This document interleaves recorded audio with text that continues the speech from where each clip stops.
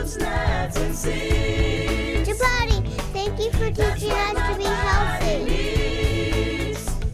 The energy that I feel with these meals. Chapatti, that was really yummy. Like a kid with new toys. Health is my greatest joy.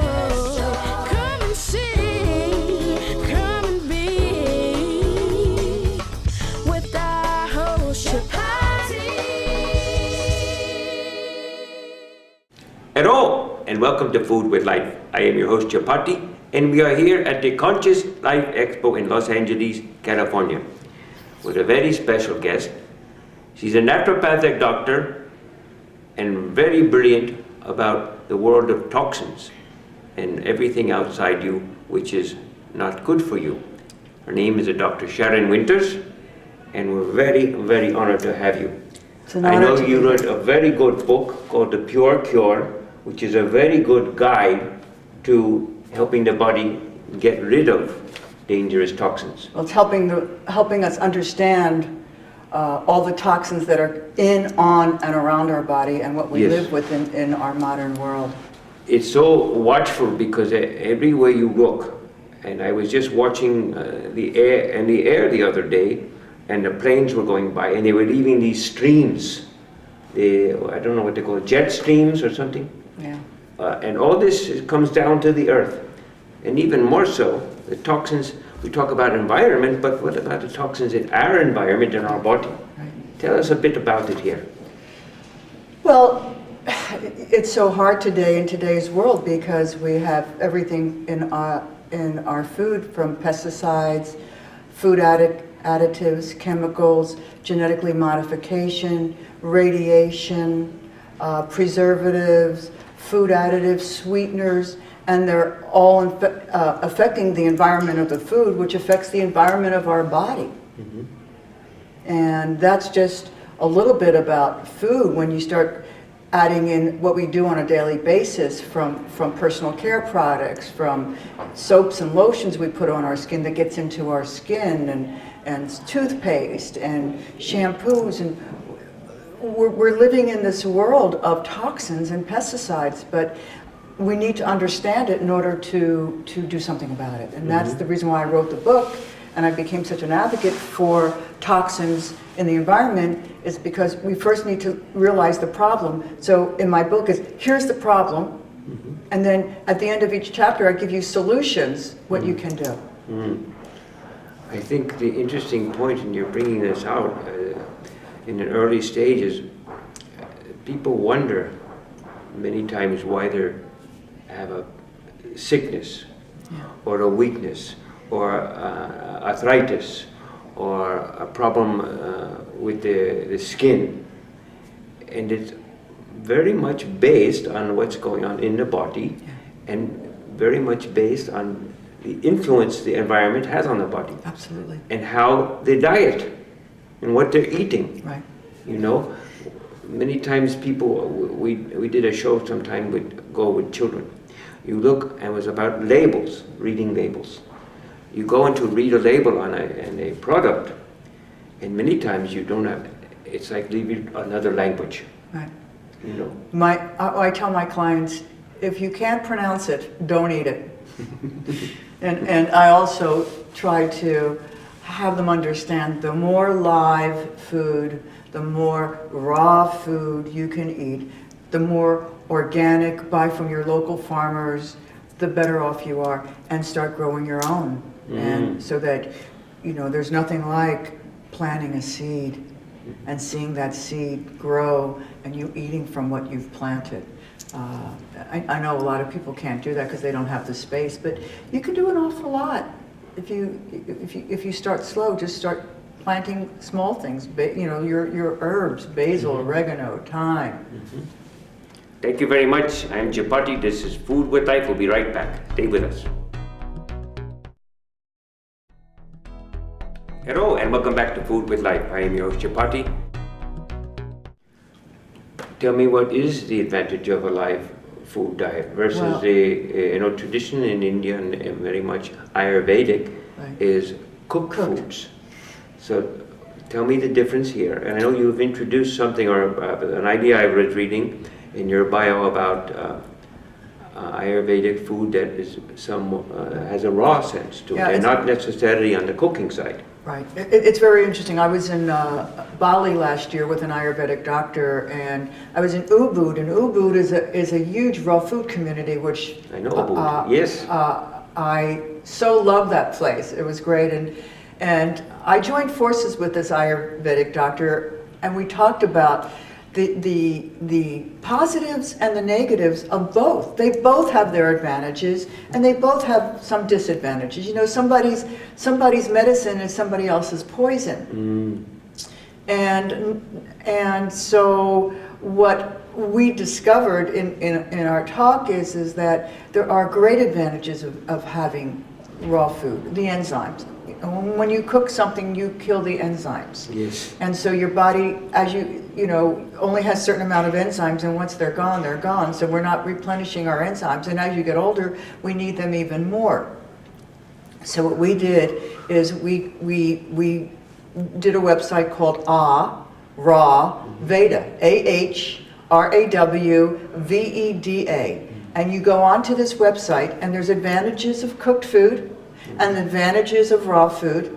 And then for free, you can find out what your dosha is, whether you're Vata, Pitta, or Kapha, or combinations. And then there's a 7-day meal plan, 7 breakfasts, 7 lunches, and 7 dinners, with specifically for your dosha in mind.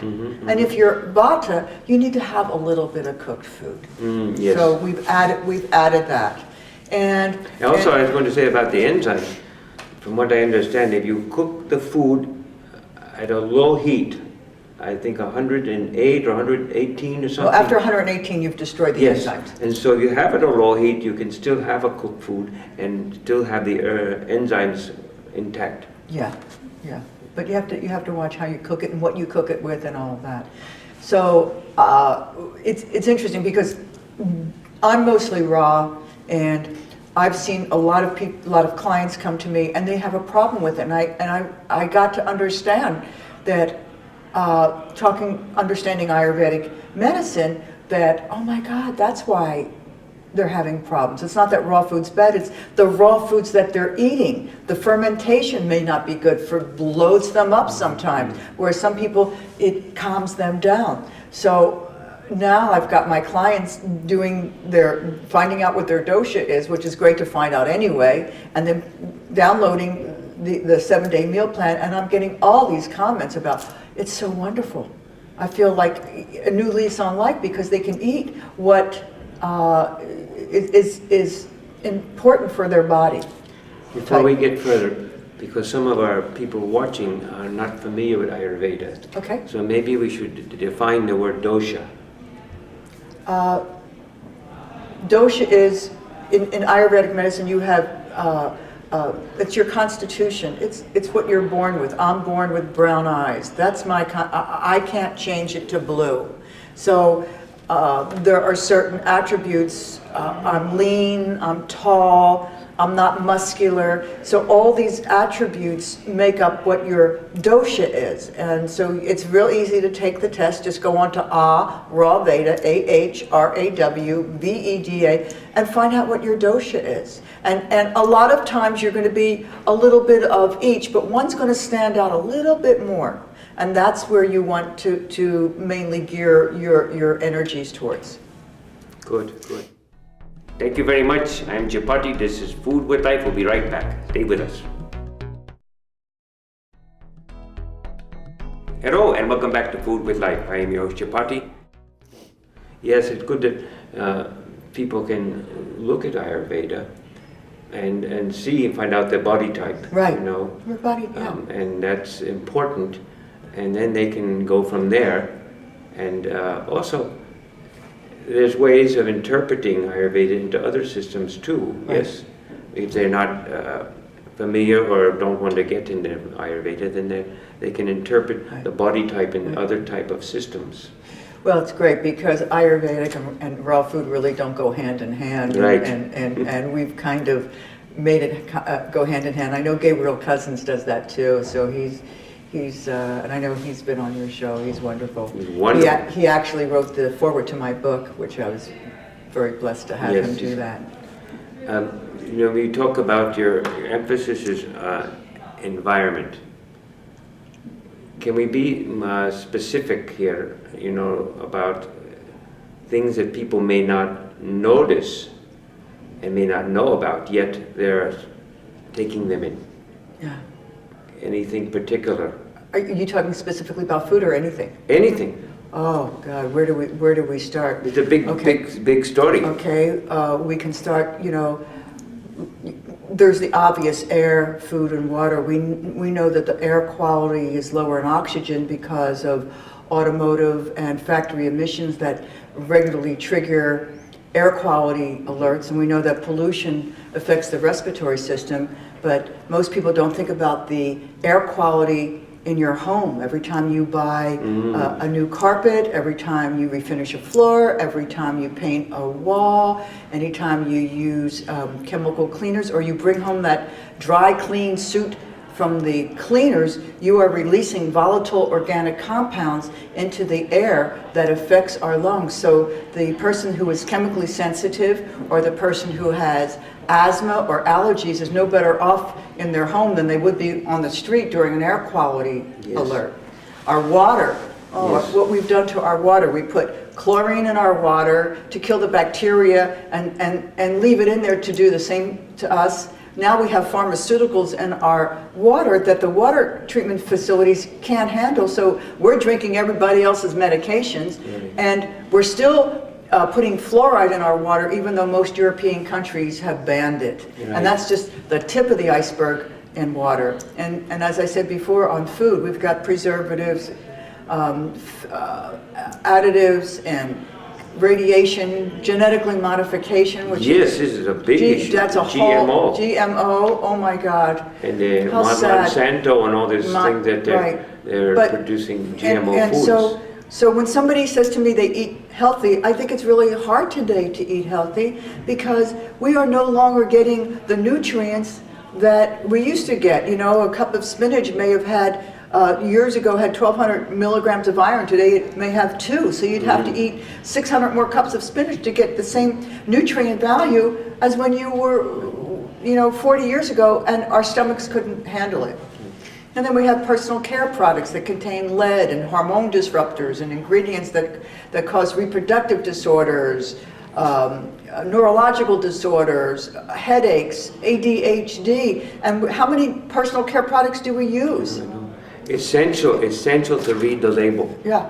So that's the whole reason why I wrote this book, is to educate people and understanding, okay, here's what's going on, but here's what you can do about it. Right. You know, yes, we have, you know, let's just look at the personal care products. You know, we use soaps and lotions that are toxic. We brush our teeth twice a day with labels that say drug alert, keep out of reach of children. If you accidentally swallow more than used for brushing, contact a poison control center. And fluoride, the fluoride is. Well, yeah, it's a drug. It's a rat poison. It's glass etching. Right. You know, we put it in our water. We're putting it in our toothpaste, and you know the list goes on and on. And then there's the invisible toxins, the toxins that are sightless, odorless, tasteless. I call electromagnetic pollution, that are cell phones, Wi-Fi, TV, and we're all affected in this modern world. And anybody who lives in a home with electricity is affected. If you live near a Wi-Fi cell tower, you're affected. And this is very serious. And we need to be educated. But there's things that we can do to protect ourselves. Yes. Instead of because knowledge is power. You know, though people say, "Oh, I don't want to know." Well, you have to know. Thank you very much. I'm Chapatti. This is Food with Life. We'll be right back. Stay with us. Hello and welcome back to Food with Life. I am your Chapatti. A very simple thing I'm learning myself in the house where I live. The air that comes from the Air ducts? air filter ducts. Air filters. I don't have it now, and probably most people do not. I need to put filters, filters. because you don't know what air is coming into your house. Right. And you're breathing that air Right. every day, every night. Right. And that's coming right from the environment outside.